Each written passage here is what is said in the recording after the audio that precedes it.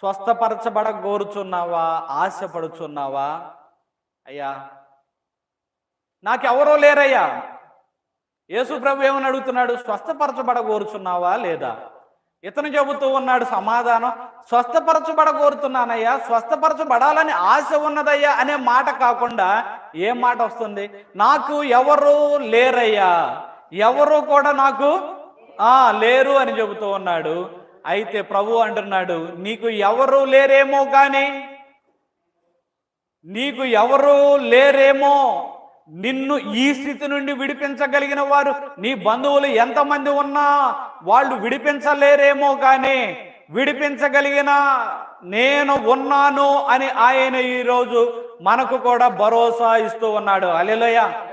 అతను కూడా చెబుతున్నాడు, అయ్యా నీ దుఃఖ దినములు సమాప్తమైపోయాయి, ఈ రోజుతో నేను స్వస్థపరచబోరుచున్నాను.